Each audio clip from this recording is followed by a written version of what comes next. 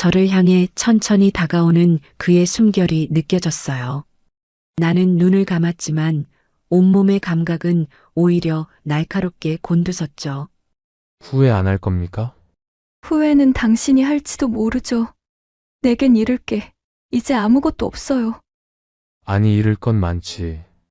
마음. 그의 손이 내 볼을 감쌌어요.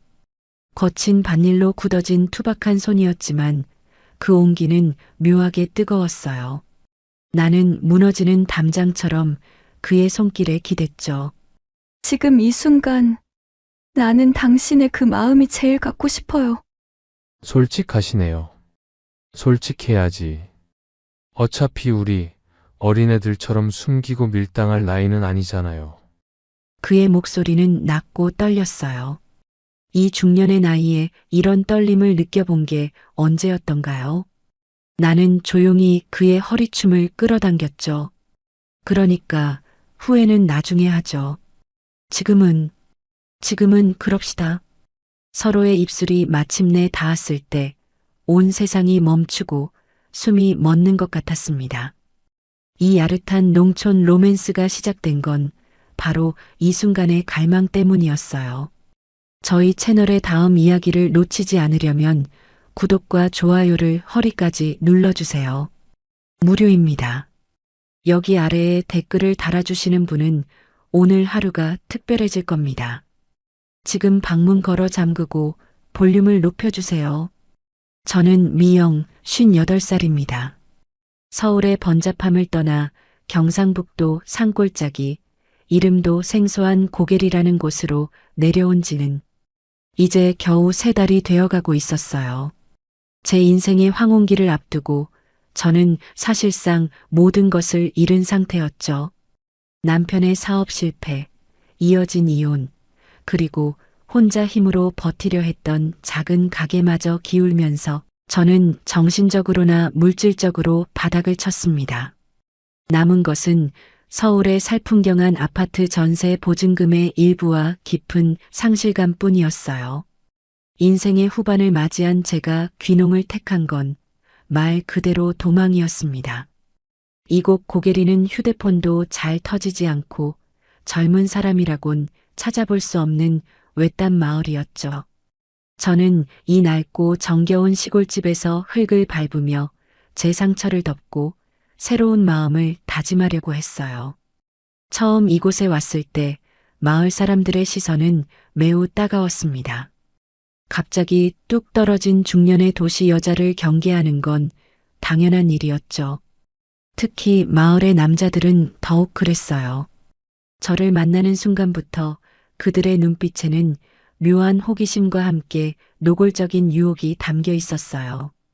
제가 귀농을 위해 이 낡은 집을 계약하고 이사를 오던 날이었습니다.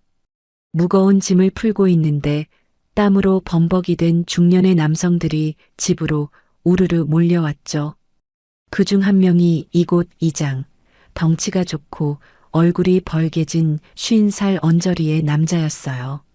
아이고 새댁, 아니 새 아주머니, 힘드시죠? 이장 박태근이라고 합니다. 그는 저에게 새댁이라는 호칭을 썼다가 얼른 아주머니로 고쳐 불렀지만 그의 입꼬리는 여전히 야릇하게 올라가 있었죠. 그 옆에는 이혼남이라 소문난 정비사 아저씨, 그리고 늘 술 냄새를 풍기는 퇴직한 공무원 아저씨까지 온갖 남자들이 저를 에워쌌어요. 혼자서 이 많은 짐을 어떻게 다 풀라고. 남자 손이 필요할 텐데 언제든지 부르십시오. 우리가 뭐 시간 남아도는 사람들이지. 이장 아저씨가 팔뚝을 걷어올리며 껄껄 웃었고 그 웃음 속에는 분명 제가 알아들을 수 있는 뉘앙스가 담겨 있었습니다. 저는 속으로 이러면 안 되는데 하고 경계심을 세웠지만 겉으로는 어색하게 웃을 수밖에 없었죠. 제가 혼자 할게요. 그래도 관심 가져주셔서 감사합니다. 정중하게 거절했지만 그들의 시선은 제 몸을 천천히 훑고 있었어요. 도시에서는 흔히 겪는 일이었지만 이 외딴 시골에서 이런 노골적인 시선을 받는 것은 심리적으로 큰 압박이었죠. 그리고 그중 유독 말이 없었던 한 사람이 있었어요. 낡은 작업복을 입고 짙은 성캡으로 얼굴을 가린 채 집 나르는 것을 묵묵히 도와주던 남자였죠. 그가 바로 상필이었습니다. 그는 40대 중반의 노총각이었고 마을에서는 가장 부지런하고 농사를 잘 짓는 사람으로 통했어요. 그는 다른 남자들처럼 말을 하거나 눈빛을 보내지 않았어요. 그저 묵묵히 힘든 짐을 들어 나를 뿐이었죠. 저기 정말 고맙습니다. 혹시 성함이 어떻게 되세요? 제가 물었을 때 그는 성캡을 살짝 들어 올렸어요. 땀으로 젖은 얼굴은 투박했지만 그의 눈빛은 맑고 순수해 보였죠. 이웃에 사는 상필입니다. 김상필? 뭐 할 일 없어서 거드는 겁니다. 그의 말투는 어딘가 서툴렀지만 그 순수함이 오히려 제 경계심을 조금은 무너뜨리는 것 같았습니다. 그날 저는 다른 중년 남자들의 끈적한 유혹 속에서 유일하게 상필에게서 작은 위안을 얻었던 것 같아요. 그때만 해도 저는 몰랐습니다. 제가 결국 그 수많은 유혹들을 뒤로하고 이 투박하고 순박한 노총각을 선택하게 될 줄은. 속직히 거대한 그 크기와 매번 계속 서 있는 그것? 그리고 그 선택이 제 인생의 마지막 페이지를 가장 격렬하고 뜻밖의 로맨스로 장식하게 될 줄은 말입니다. 그날 밤 저는 낯선 시골의 적막함 속에서 깊은 외로움을 느꼈어요. 도시의 소음 대신 들리는 건 풀벌레 소리뿐이었죠. 낡은 집의 창문으로 들어오는 달빛 아래 저는 상실과 고독이라는 그림자 속에서 새로운 삶을 갈망하고 있었습니다. 제가 과연 이곳에서 마음을 다잡고 재기할 수 있을까요? 아니면 이 외로운 중년의 제가 이 유혹 가득한 시골 남자들의 틈바구니에서 길을 잃게 될까요? 이 모든 것이 두렵고 기대되는 심정이었습니다. 이러면 안 되는데 저는 이미 외로움에 목마른 상태였어요. 고게리에서의 생활은 고단하면서도 묘하게 평온했어요. 중년의 저는 서둘러 잊고 싶었던 도시의 기억들을 흙먼지 속에 묻으려 애썼죠.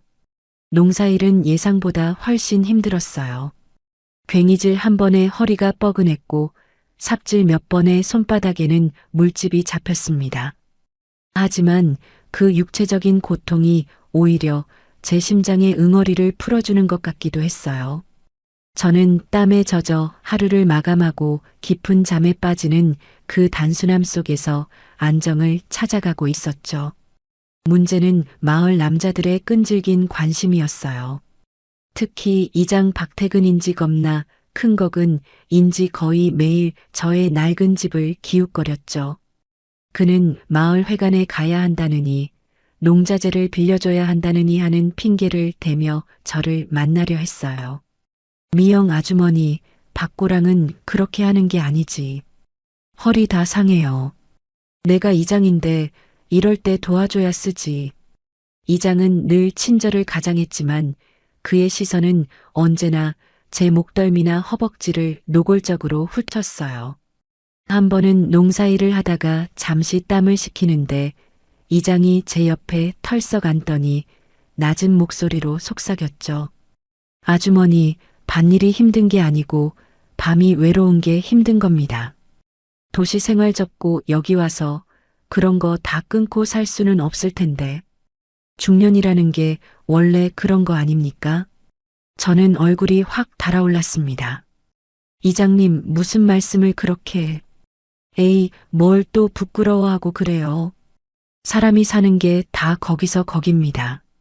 나도 혼자 산 지 꽤 됐고, 아주머니도 혼자시죠? 둘이서 뭐 숨기고 살 것 뭐 있나요? 요즘 세상에. 그는 마치 제가 이미 그의 유혹에 넘어온 것처럼 이야기했어요. 그의 끈적한 시선과 야한 농담은 저를 심리적으로 위협했지만 한편으로는 깊은 외로움 속에 있던 저에게 잊었던 여성으로서의 존재감을 되새기게 해주는 것 같기도 했어요. 에휴, 저는 그 역겨운 유혹 속에서 묘한 불안감과 함께 알 수 없는 갈망을 느꼈죠. 하지만 상필은 달랐어요. 젊은 중년의 그는 이장과는 달리 늘 밭에서 일만 했죠. 그는 제가 허둥대는 모습을 보아도 절대 먼저 말을 걸지 않았고 제가 도움을 청할 때만 묵묵히 와서 일을 처리해 주었어요. 그의 손길은 거칠었지만 그가 트랙터로 밭을 갈아줄 때나 무거운 비료 포대를 옮겨줄 때 그의 등에서는 순수한 노동의 땀 냄새만 났어요. 상필과의 첫 번째 뜻하지 않은 신체 접촉은 제가 귀농한 지 한 달쯤 되었을 때 일어났습니다. 그날은 유난히 더웠어요. 저는 낡은 작업복 티셔츠를 입고 마당 수도가에서 땀을 씻고 있었죠. 시골집이라 마당에서 대충 세수를 하고 옷에 물을 적시며 더위를 식히는 것은 흔한 일이었어요. 저는 앞치마처럼 두른 수건만 믿고 상반신을 시원하게 적시고 있었죠. 그때 밭에서 돌아오던 상필이었습니다. 그는 낡은 농기구를 고치러 제 집 뒤편 창고로 가는 길이었다고 나중에 말했어요. 그의 걸음소리가 마당 근처에 닿았을 때 저는 방심하고 상체를 숙여 세숫대야에 물을 퍼올리고 있었어요. 땀으로 젖은 얇은 티셔츠는 이미 몸에 착 달라붙어 속옷의 윤곽과 몸의 굴곡을 노골적으로 드러내고 있었죠. 게다가 제가 상체를 숙이면서 옷깃이 흘러내려 제 가슴골이 뜻하지 않게 노출되고 말았어요. 순간 상필의 걸음이 우뚝 멈췄어요. 저는 그의 멈춘 발소리를 듣고서야 무언가 잘못되었음을 깨달았습니다. 저는 황급히 몸을 돌려 수건으로 상체를 가렸지만 이미 늦은 후였어요. 그의 시선은 찰나의 순간 제가 천천히 노출했던 그 부분에 박혀 있었습니다. 그의 얼굴은 땀과 흙으로 얼룩져 있었지만 귀 끝까지 새빨갛게 물들어 있었고 뭔가 쑥 올라온 듯한 실루엣이 보였어요. 그는 당황해서 어쩔 줄 몰라 하는 젊은 중년의 모습이었습니다. 그가 입고 있던 낡은 작업복 아래로 그의 심장 박동 소리가 들리는 것 같았습니다. 아, 죄송합니다, 아주머니. 그의 목소리가 몹시 떨렸어요. 그는 고개를 푹 숙인 채 마치 큰 죄라도 저지른 사람처럼 그 자리를 피하려고 했죠. 아닙니다. 제가 부주의했어요. 괜찮아요. 저는 저도 모르게 다정하고 나긋나긋한 목소리로 그를 안심시켰어요. 제 얼굴도 뜨거웠지만 끈적한 이장과는 달리 순수하게 당황하는 상필의 모습에 저는 심리적으로 큰 충격을 받았습니다. 이 정도로 순수한 갈망을 표현하는 남자를 만나본 것이 언제였던가요? 그는 제 말을 듣더니 힐끔 저를 올려다보았어요. 그리고는 급하게 말했죠. 그럼 저는 이만. 그는 거의 도망치듯 창고 쪽으로 사라졌어요. 저는 수도가에 홀로 남아 온몸에 퍼지는 열기를 느꼈습니다. 젖은 티셔츠 아래 피부가 짜릿하게 반응하는 것 같았죠. 제 신체적 반응은 극단적으로 나타났습니다. 노출의 순간 제 심장이 쿵 내려앉았지만 상필의 당황한 눈빛과 바지 아래의 그 커다란 그것을 본 후에는 묘한 흥분과 여성으로서의 정복감이 밀려왔어요. 숨이 멎는 것 같았습니다. 제가 잃어버렸던 여성성, 중년의 나이에 다시는 느껴보지 못할 줄 알았던 그런 낯선 감각이 저를 감싸는 것 같았죠. 그날 밤 저는 잠을 이룰 수 없었어요. 이장이나 다른 중년 남자들의 끈적한 유혹은 역겨움을 주었지만 상필의 순수한 당황과 그 순간 저를 향했던 그의 노골적인 갈망은 저의 외로움을 파고들었죠. 저는 침대에 누워 천천히 그 순간을 되새겼어요. 땀에 젖은 몸, 달라붙은 옷감, 그리고 순식간에 저를 향했던 상필의 뜨거운 시선. 그 사건 이후로 상필은 저를 더욱 피하기 시작했어요. 멀리서 저를 보면 돌아가거나 마주쳐도 고개만 꾸벅 숙이고 후다닥 지나쳐 버렸죠. 하지만 저는 알 수 있었습니다. 그가 저를 의도적으로 피하고 있지만 그의 마음속에는 분명 그날의 찰나의 노출이 깊이 박혀 있을 거라는 것을요. 이웃 남자의 눈빛은 중년의 저에게 잊고 있던 불꽃을 되살려 놓았습니다. 저는 이 시골에서 새로운 삶을 다짐했지만 제 마음은 이미 상필이라는 순수한 유혹 앞에서 갈피를 잡지 못하고 있었습니다. 저는 그와 다시 마주하고 싶다는 강렬한 충동을 느꼈죠. 이 갈망이 과연 저를 어디로 이끌어 갈까요? 상필이 저를 피한 후로 마을의 분위기는 더욱 저를 압박했어요. 제가 상필에게 느끼는 묘한 감정은 도덕적인 갈등으로 증폭되었죠. 저는 남편과 이혼하고 홀로 된 중년 여성이고 상필은 저보다 10년도 더 어린 순박한 노총각이었습니다. 저는 이 시골에서 조용히 잊혀 살고 싶었지 이런 야릇한 소문의 주인공이 되고 싶지는 않았어요. 하지만 외부 요인이 이 갈등을 더욱 키웠습니다.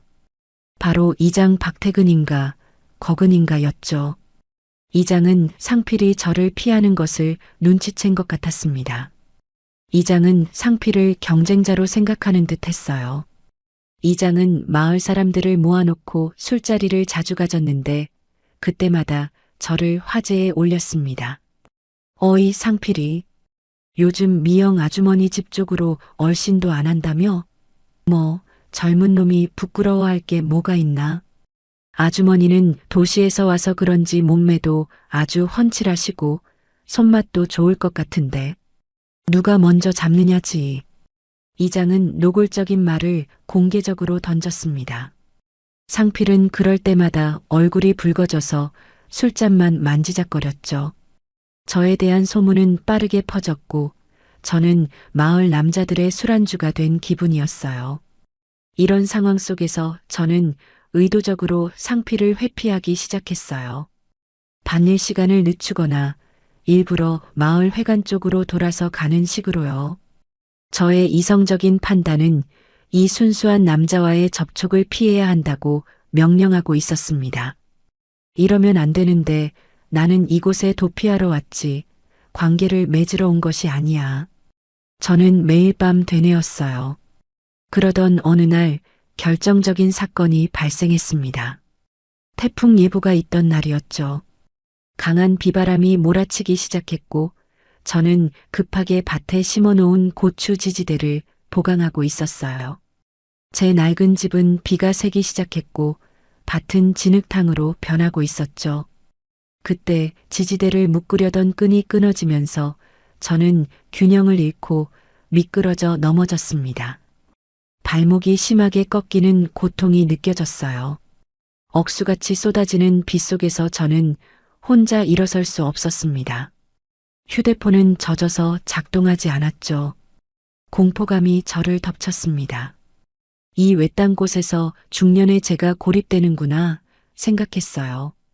아주머니. 그 순간 빗속을 뚫고 상필이 달려왔습니다. 그는 온몸이 젖은 채 저에게 우산을 씌워주기는커녕 제게 몸을 숙여 일으켜 세우려 했어요. 괜찮으세요? 제가 아까부터 불안해서 와봤는데. 그는 제 발목 상태를 보고는 안색이 하얗게 질렸습니다. 이거 병원 가야 합니다. 뼈 부러진 거 아닐까요? 아니요, 괜찮아요. 잠시 쉬면. 무슨 소리예요? 이러다 큰일 납니다.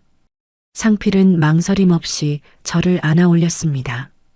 그의 단단한 팔뚝이 제 허리와 다리를 감쌌을 때 저는 깜짝 놀랐습니다. 그의 몸은 비에 젖어 차가웠지만 그 아래 느껴지는 그의 심장 박동은 격렬하고 뜨거웠죠. 저의 신체적 반응은 다시 한번 극단적으로 나타났습니다. 젖은 그의 품에 안겨 진흙투성이로 그의 흙과 땀 냄새를 맡았을 때 저는 잊고 있던 여성으로서의 보호 본능과 함께 강렬한 흥분을 느꼈습니다. 그는 저를 조심스럽게 방 안으로 옮겨 침대에 눕혔어요. 그리고는 황급히 구급약을 찾고 젖은 옷을 벗으라고 재촉했죠. 옷 젖으면 더 아픕니다. 빨리 갈아입으세요. 저는 고개를 숙인 채 말했어요. 상필, 나 혼자 할 수 있어요. 그는 잠시 망설이더니 조용히 문을 닫고 밖으로 나갔습니다. 하지만 잠시 후 그는 다시 들어왔어요. 손에는 뜨거운 수건과 물이 담긴 대야가 들려 있었죠. 발목 붓기 전에 찜질해야 합니다. 혼자 하실 수 있겠어요? 내가 그냥 씻겨드릴까요? 그의 목소리는 다시 떨리기 시작했어요. 그날의 노출 사건 이후 그가 얼마나 저에게 다가오고 싶었는지, 얼마나 참고 있었는지, 그의 떨리는 목소리가 노골적으로 증명해주고 있었죠. 저는 그에게 몸을 맡겨야 한다는 도덕적 갈등에 휩싸였지만 발목의 고통과 외로움, 그리고 그의 순수한 갈망이 뒤섞여 결국 저는 침묵으로 동의했습니다. 네, 부탁해요.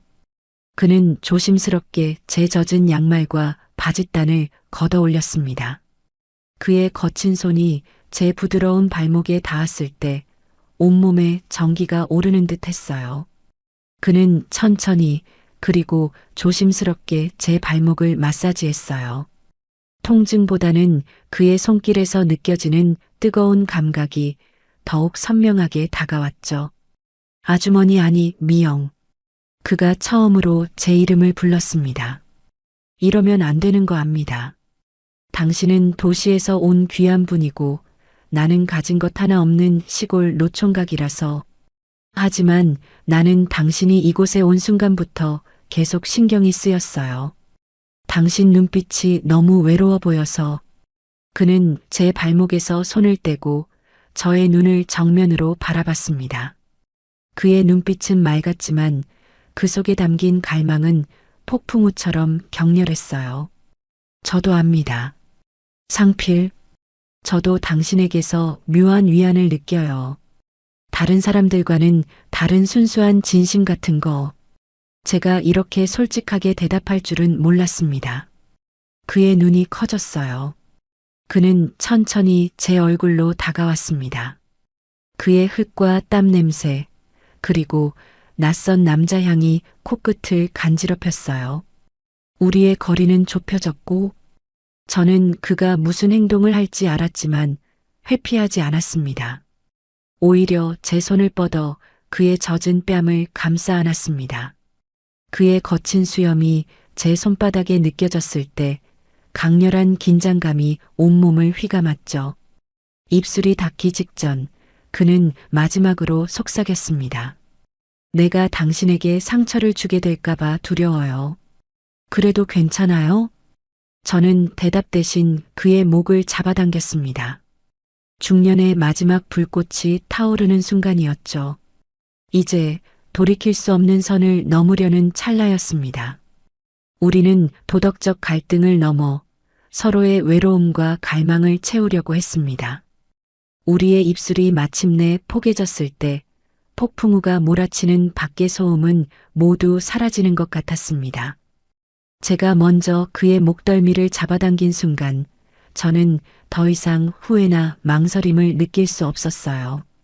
오직 수개월 동안 쌓여왔던 외로움과 갈망만이 저를 압도했죠. 그의 키스는 서툴렀지만 그 순수함이 오히려 저를 더욱 자극했습니다. 10여 년 만에 느껴보는 낯선 어린 남자의 채취, 거친 입술의 감촉, 그리고 무엇보다 그의 온몸에서 전해지는 떨림이 저를 격렬하게 만들었어요. 저는 그의 젖은 작업복 단추를 천천히 풀기 시작했습니다.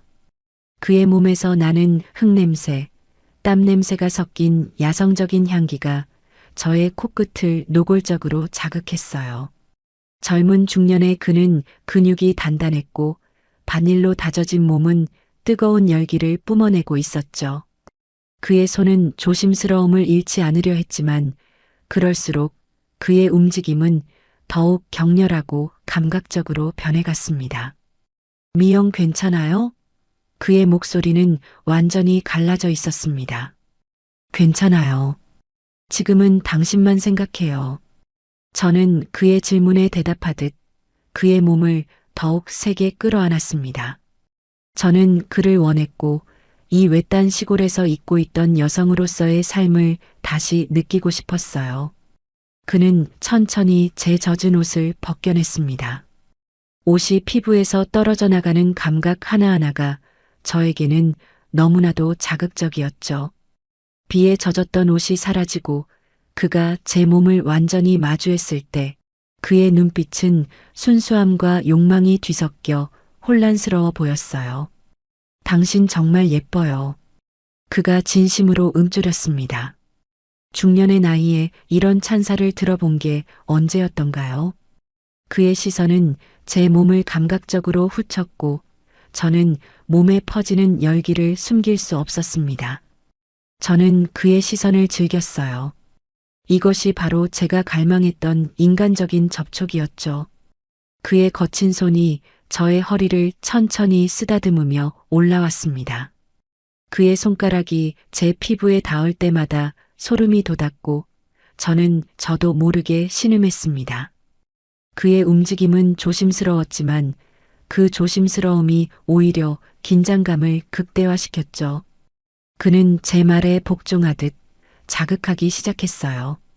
그의 입술은 제 목덜미와 쇄골을 따라 내려오면서 잊었던 감각을 깨웠죠. 저는 그의 투박한 손길이 지나간 자리마다 불이 붙는 듯한 느낌을 받았습니다. 이 모든 과정은 잃었던 삶의 의미를 되찾는 듯한 의식 같았어요. 그의 품 안에서 저는 상실의 고통을 잊고 오직 현재의 감각에만 집중할 수 있었습니다. 숨이 멎는 것 같았습니다. 저는 밖의 폭풍우마저 잠잠해지는 것을 느꼈습니다. 그는 순수한 열정으로 저를 대했어요. 저는 그의 귀에 속삭이며 그를 더욱 부추겼죠. 상필, 이렇게 서툴러서야 어떻게 노총각으로 지냈어요? 내가 많이 가르쳐줘야겠네. 제 도발적인 말에 증명이라도 하듯 이 순박한 시골 남자에게 숨겨져 있던 야수적인 본능을 드러냈습니다. 저는 그에게 안긴 채 제 지난날의 모든 고통과 상실을 잊어버리려 했어요. 시간이 얼마나 흘렀는지 알 수 없었어요. 밖은 여전히 비바람이 몰아치고 있었지만 방 안은 우리의 체온으로 후끈 달아올라 있었습니다. 저는 그의 품에 안겨 가쁜 숨을 몰아쉬었죠. 이 순간이 끝나고 나니 저에게는 깊은 안도감과 함께 새로운 종류의 외로움이 밀려왔어요. 상필은 젖은 머리카락을 털며 저를 깊은 눈으로 바라봤습니다. 그의 눈에는 여전히 당황함과 죄책감, 그리고 저를 향한 걷잡을 수 없는 사랑이 뒤섞여 있었죠. 미영, 내가 너무 심했나요? 당신 아픈데. 아니요. 좋았어요. 저는 피곤했지만 행복한 미소를 지었어요. 그는 제 말에 다시 얼굴을 붉혔지만 이내 제 이마에 천천히 입을 맞췄습니다. 그 키스는 아까의 격렬함과는 또 다른 종류의 깊은 사랑과 책임감이 담긴 접촉이었어요. 우리는 그렇게 폭풍우가 지나가는 밤을 함께 보냈습니다. 저는 이 순박한 노총각 상필과 뜻밖의 격렬한 관계를 맺었지만 그 관계가 단순한 육체적인 만족을 넘어선 저의 상처받은 영혼을 치유하는 새로운 시작이 될 것임을 직감했습니다. 저는 이미 그에게 깊이 빠져들었어요. 상필과 저의 관계는 폭풍우가 지나간 뒤의 고요처럼 빠르게 일상으로 스며들었습니다. 발목을 다친 저는 상필의 도움 없이는 아무것도 할 수 없었죠. 그는 매일 아침 제 집에 와서 밭일을 도와주었고 제 끼니를 챙겼으며 밤에는 조용히 제 옆을 지켰습니다. 우리는 더 이상 숨기지 않았습니다. 마을 사람들의 시선과 수군거림이 두려웠지만 그 무엇도 이 중년의 외로운 두 남녀가 서로에게 느끼는 갈망과 애틋함을 막을 수는 없었어요. 상필은 낮에는 투박하고 순박한 농촌 남자였지만 밤이 되면 저를 향한 그의 애정은 노골적이면서도 섬세했습니다. 우리의 육체적인 관계는 이제 단순히 갈망을 해소하는 것을 넘어 서로의 삶에 대한 깊은 위로가 되었죠. 그는 매일 밤 3번씩 천천히 그리고 감각적으로 저를 다루려 애썼고 저는 그런 그의 순수함과 열정에 중독되어 갔습니다. 미영, 오늘은 밭에 고구마 순을 심을 건데 당신이 시킨 대로 거름을 아주 많이 줬어요. 잘 자랄 겁니다. 상필이 땀을 닦으며 씩 웃었죠. 후훗 상필. 농담도 늘었네요. 밤일도 그만큼 잘해야지. 오늘은 내가 당신에게 더 많은 걸 가르쳐 줄 수 있어요. 저는 웃으며 응수했습니다. 우리의 말은 언제나 애정 표현이 섞여 있었죠. 중년의 나이에 느끼는 이런 풋풋하면서도 농익은 로맨스는 저에게 잃었던 삶의 활력을 되찾아 주었어요. 저의 낡은 집은 상필의 온기로 가득 찼고 저는 비로소 이 외딴 시골에서 뿌리를 내릴 수 있을 것 같았습니다. 이장 박태근의 끈질긴 유혹은 상필 덕분에 자연스레 멀어졌어요. 이장은 상필과 저의 관계를 눈치챘고 질투와 불쾌함이 뒤섞인 눈빛으로 우리를 쳐다보았지만 더 이상 다가오지는 못했습니다. 상필은 묵묵히 저를 지켜주었고 저는 그의 뒤에서 안도감을 느꼈습니다. 그렇게 석 달이 더 흘렀습니다. 가을이 깊어지고 우리는 완벽하게 연인이 되어 시골 생활을 공유하고 있었어요. 저는 상필과 함께라면 이 외로운 삶을 끝내고 진정한 행복을 찾을 수 있을 거라고 믿었어요. 하지만 평온했던 관계의 일상화 속에서 예상치 못한 일이 저를 강타했습니다. 그날은 상필이 군청에 볼 일이 있어 아침 일찍 나갔고 저는 홀로 집을 지키고 있었어요. 발목도 거의 나아서 저는 집안을 정리하고 있었죠. 집은 낡았지만 상필이 이것저것 고쳐준 덕분에 살만했습니다. 저는 낡은 찬장을 정리하다가 찬장 깊숙한 곳에서 빛바랜 낡은 앨범 하나를 발견했습니다. 이 집은 제가 귀농하며 전 주인에게 인수한 집인데 전 주인이 이사 가면서 두고 간 물건 같았어요. 저는 무심코 앨범을 펼쳤습니다. 첫 페이지에는 흑백으로 찍힌 중년의 부부 사진이 있었어요. 그리고 다음 장, 또 다음 장을 넘기던 저는 손이 덜덜 떨리는 것을 느꼈습니다.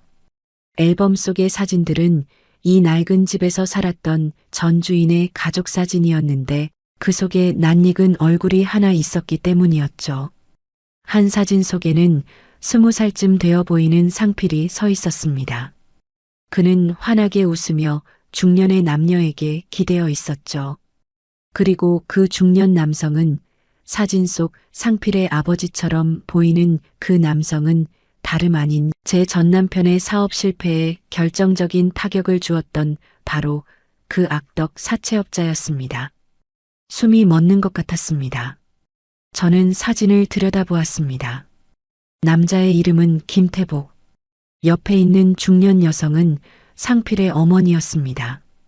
그리고 그들 옆에는 앳된 얼굴의 상필이 미소를 짓고 있었죠. 앨범 뒷면에는 고개리에서 태복, 순례, 상필이라고 적혀 있었습니다. 충격적인 진실은 이것이었습니다. 상필은 단순한 노총각 이웃이 아니었습니다. 그는 제 인생을 송두리째 무너뜨린 사채업자의 아들이었어요. 제가 귀농하며 헐값에 매입한 이 낡은 집 역시 전 남편이 사업에 실패하고 빚에 쫓기던 시절 김태복에게 빼앗기다시피 넘긴 집을 김태복이 다시 제게 판 것이었습니다. 이 모든 것이 우연일까요? 아니면 상필은 이 모든 것을 알고 저에게 접근했던 걸까요? 저는 패닉에 빠졌습니다. 지난 석 달 동안 상필과 나누었던 모든 대화, 모든 신체 접촉, 그의 순수한 눈빛과 헌신적인 사랑이 한순간에 거짓으로 느껴졌어요. 그는 저의 원수의 아들이었고 저의 불행을 가장 가까이에서 지켜보며 접근한 것일지도 모른다는 생각에 저는 몸서리를 쳤습니다. 이러면 안 되는데 믿었는데. 저는 앨범을 쥐고 벌벌 떨었습니다. 이 순박한 노총각과의 로맨스가 사실은 제 인생의 가장 충격적인 비극과 연결되어 있었다니. 제가 외로움 속에서 갈망했던 진심이 결국 저를 이끄는 덫이었던 걸까요? 문득 상필이 제 집에 와서 처음으로 저를 만났던 날 묵묵히 짐을 나르던 그의 뒷모습이 떠올랐습니다. 그는 이미 저의 상황과 이 집의 사연을 모두 알고 있었던 건 아닐까요? 그가 저에게 느꼈던 순수한 갈망은 혹시 죄책감이나 다른 목적이 섞인 감정이었을까요? 문 밖에서 상필의 트럭 소리가 들려왔습니다. 그는 아무렇지도 않은 얼굴로 저에게 돌아오고 있었죠. 저는 앨범을 숨겼습니다. 이제 저는 그를 마주해야 합니다. 이 충격적인 진실을 안 채로 그의 눈빛을 피하지 않고 마주해야 했습니다. 우리의 로맨스는 이제 단순한 중년의 사랑이 아니라 과거의 복수와 현재의 진심이 뒤섞인 치명적인 갈등으로 변모했습니다. 상필이 문을 열고 들어섰을 때 저는 낡은 찬장 앞에 서서 덜덜 떨리는 손으로 마른 수건을 정리하는 척했습니다. 방금 발견한 앨범은 제 등 뒤 찬장 깊숙한 곳에 숨겨져 있었죠.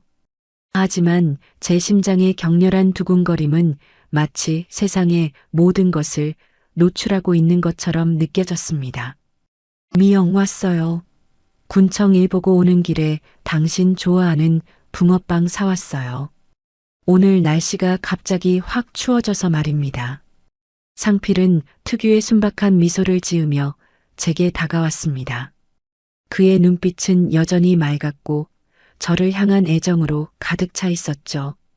저는 그 눈빛을 마주하자마자 이 남자가 정말로 제 전남편을 파멸시킨 원수의 아들인지 아니면 이 모든 사실을 모르고 저에게 순수한 마음을 준 것인지 알 수 없어 극심한 심리적 갈등에 휩싸였습니다.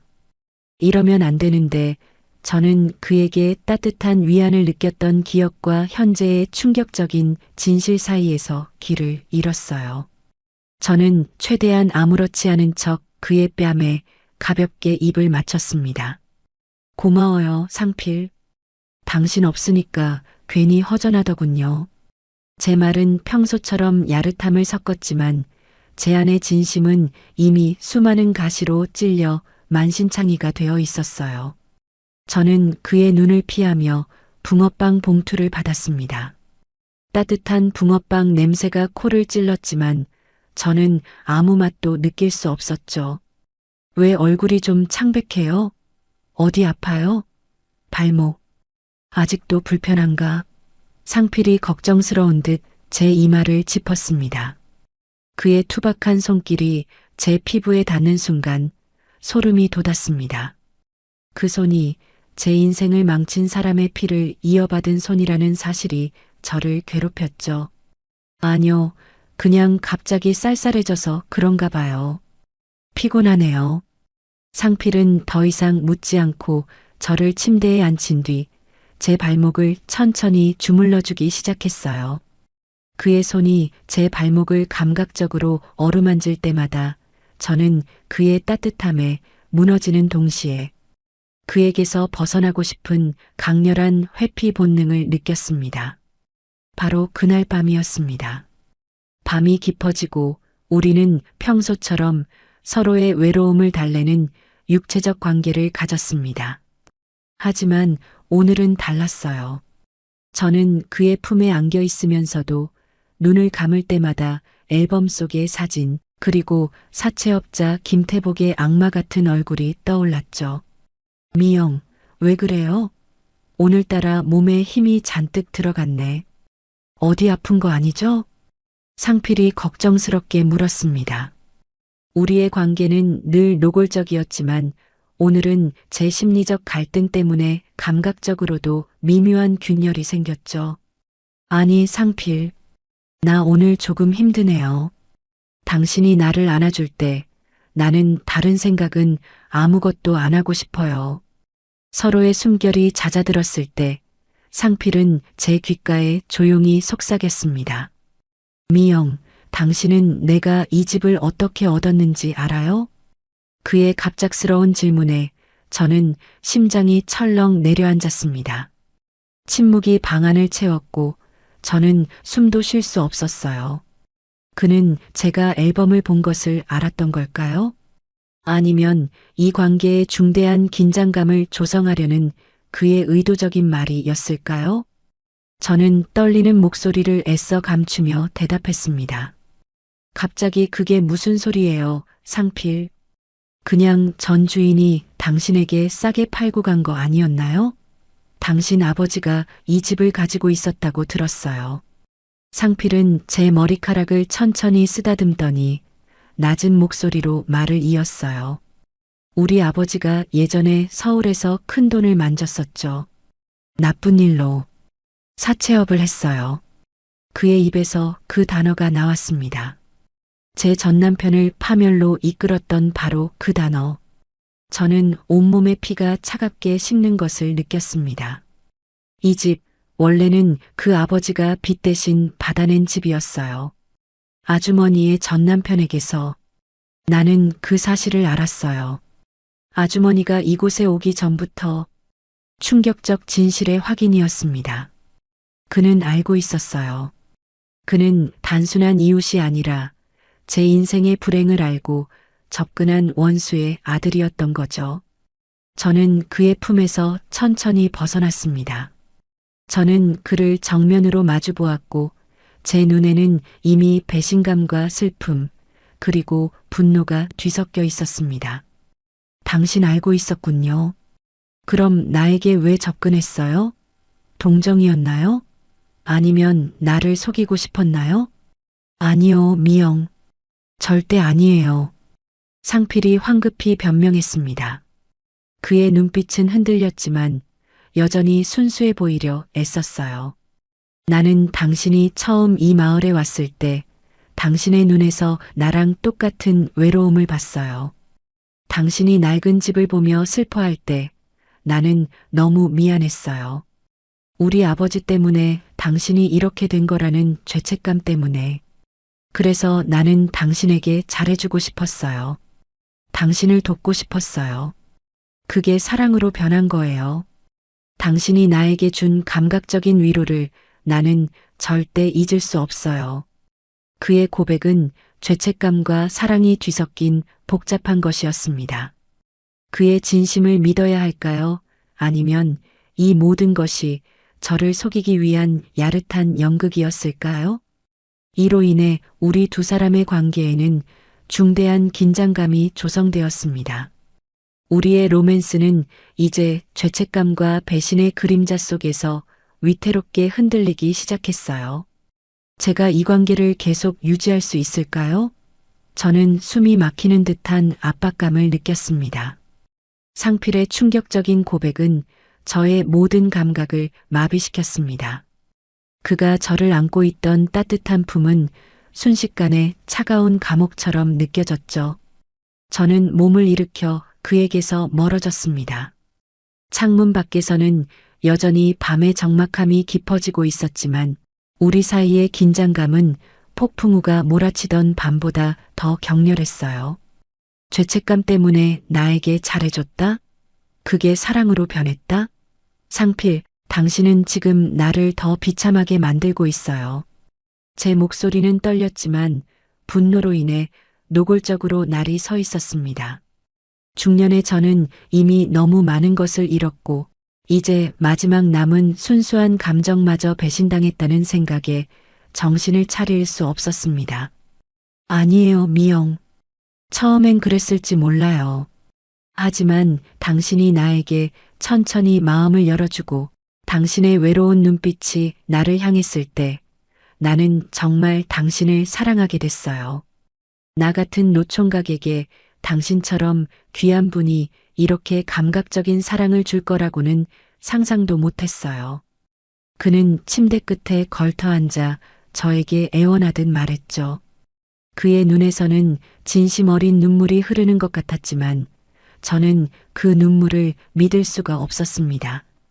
저는 그의 얼굴에서 앨범 속 사채업자 김태복의 모습을 겹쳐보았습니다. 나는 당신 아버지에게 모든 것을 잃었어요. 집, 남편, 명예, 그리고 나 자신까지. 그런데 당신은 알고 있었으면서도 나에게 노골적으로 접근했어요. 당신에게 나는 뭐였나요? 아버지의 죄를 씻기 위한 대상이었나요? 아니면 그저 외로운 시골 남자의 장난감이었나요? 제가 울음을 터뜨리자 상필은 다급하게 저에게 다가왔습니다.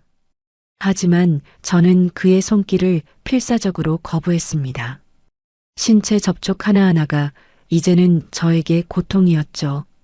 손대지 마요. 당신의 그 순박한 모습 뒤에 이런 진실이 숨겨져 있었다니. 당신이 나에게 줄 수 있는 건 죄책감뿐이에요. 사랑이 아니에요.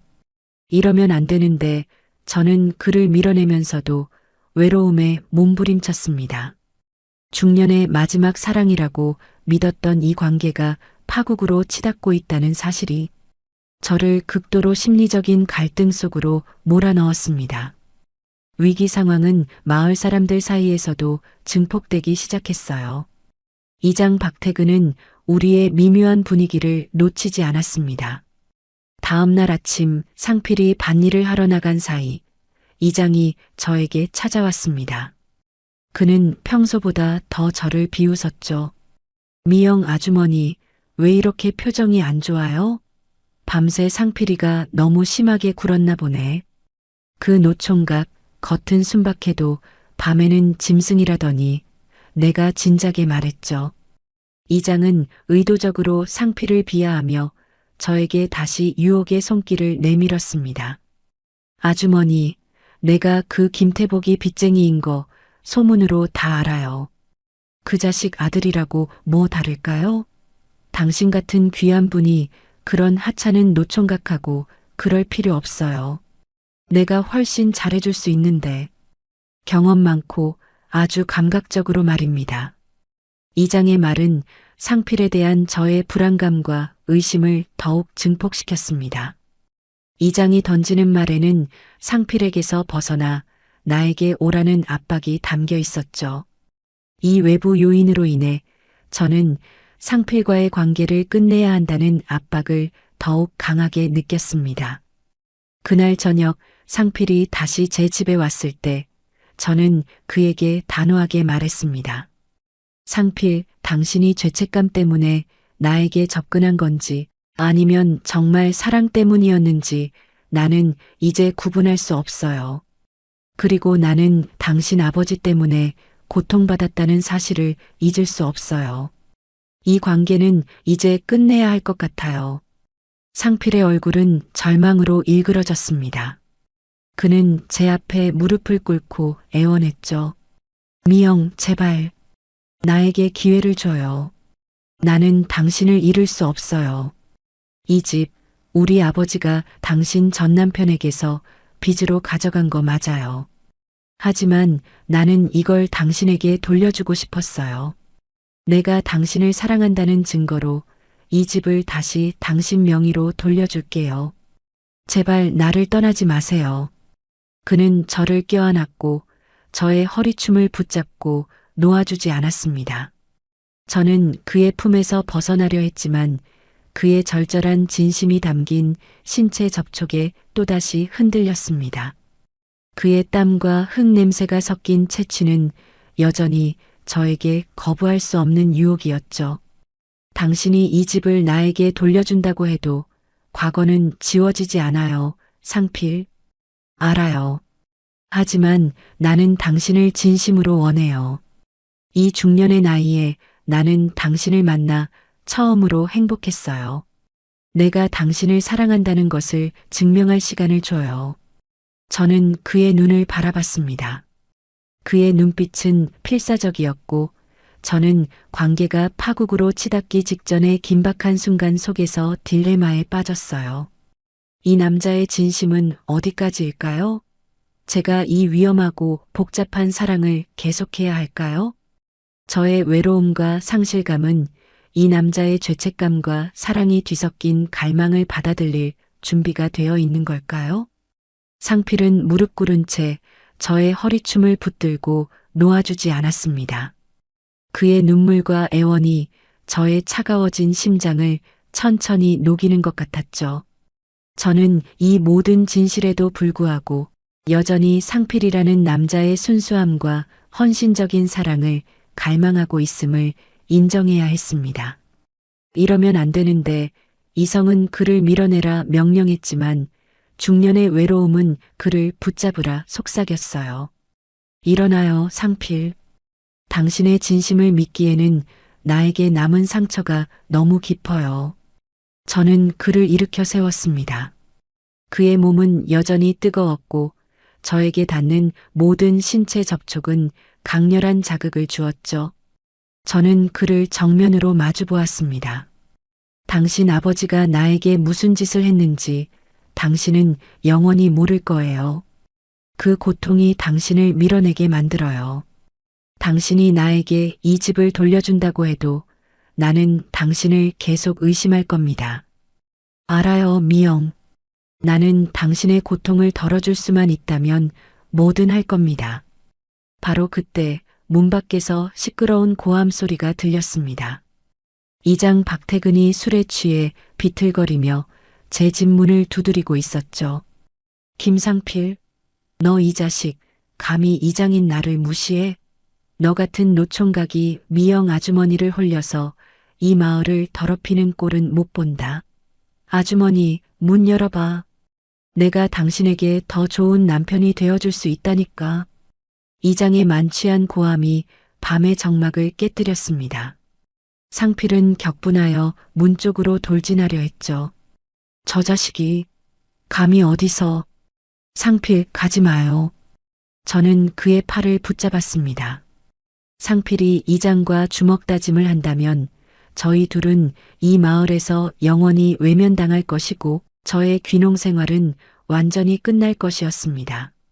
상필은 제 손을 뿌리치고 문을 향해 걸어갔습니다.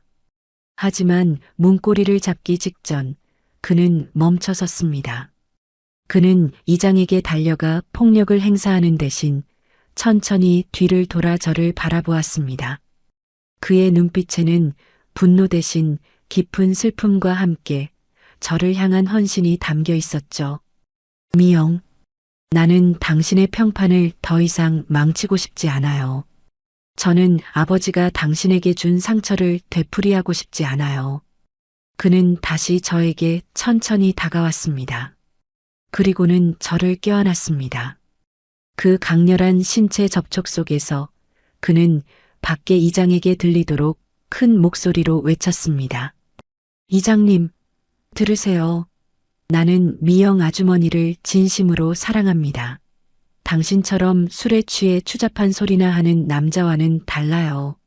이 집은 이제 아주머니 겁니다. 나는 당신의 불순한 유혹으로부터 미영을 지킬 겁니다. 그의 선언은 마을 전체에 울려 퍼지는 듯 했습니다. 이장의 고함 소리는 잠시 멈추었고 충격을 받은 듯 했어요. 상필은 저를 아는 채 제 귓가에 조용히 속삭였습니다.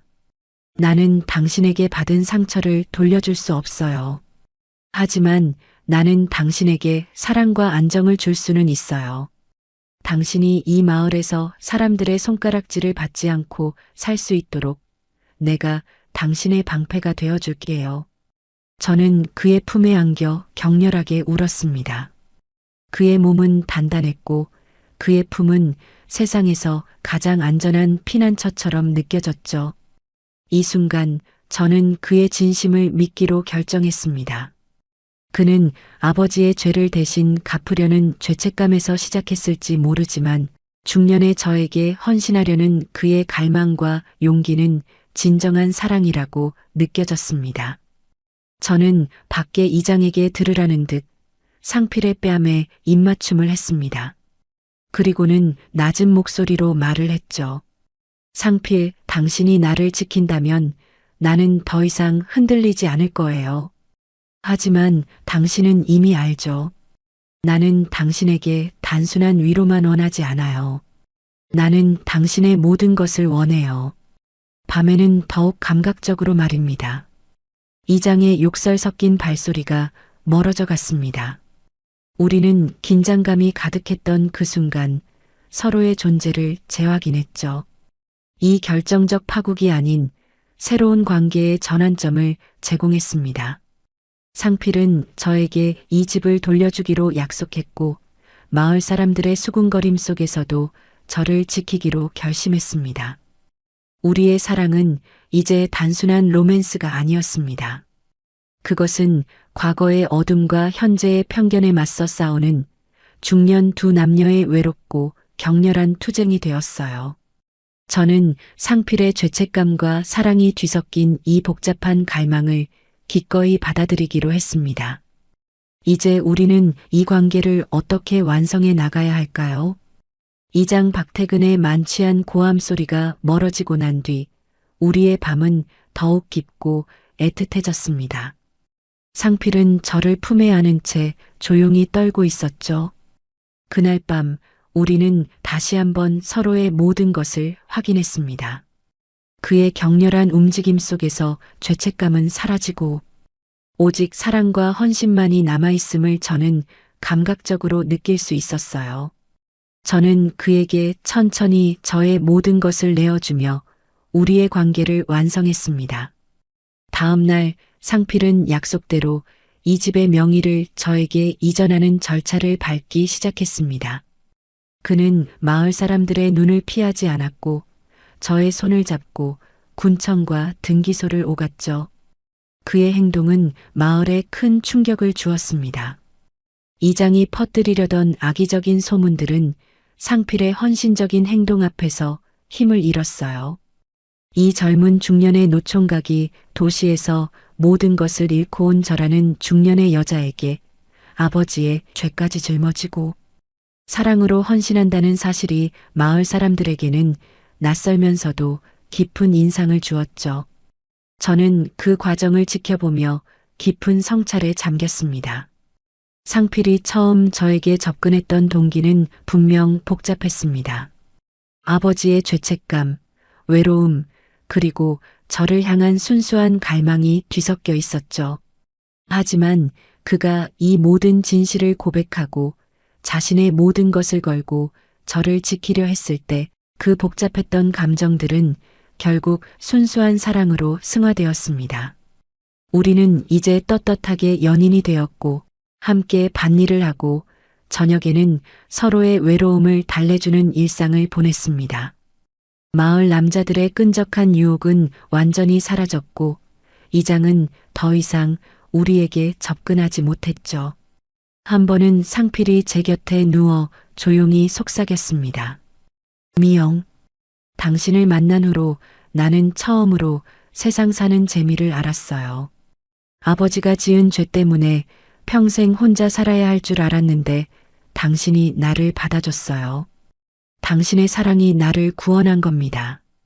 저는 그의 머리를 천천히 쓰다듬으며 말을 이어갔습니다. 상필, 당신도 나를 구원했어요. 나는 도시에서 모든 것을 잃었을 때 나 자신마저 잃은 줄 알았어요. 하지만 당신의 순수한 눈빛과 격렬한 애정이 내가 여전히 사랑받을 수 있는 중년의 여자라는 것을 깨닫게 해줬어요.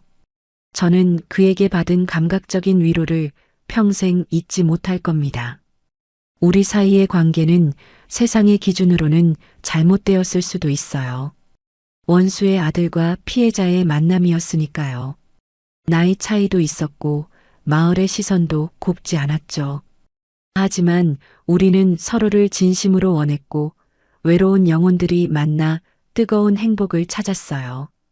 이 중년의 마지막 사랑 앞에서 저는 더 이상 과거의 상처에 얽매이지 않기로 결정했습니다. 결국 제가 이 고겔이라는 외딴 시골에 귀농한 것은 도피가 아니라 상필이라는 뜻밖의 운명을 만나기 위한 여정이었던 것 같아요. 세상의 기준으로는 잘못된 관계였지만 서로를 진심으로 원했고 행복했으니까요. 그것으로 충분했습니다. 저는 낡은 집의 마당에 앉아 트랙터를 몰고 밭을 가는 상필의 듬직한 뒷모습을 바라보았습니다. 이제 제 인생의 후반은 이 투박하지만 진실된 남자의 사랑으로 가득 찰 것입니다. 제가 잃었던 모든 것을 보상받는 기분이었죠. 여기까지 들어주셔서 감사합니다. 오늘도 제 이야기에 함께 해주신 여러분께 깊은 감사를 드립니다. 다음에 또 좋은 이야기로 찾아뵙겠습니다.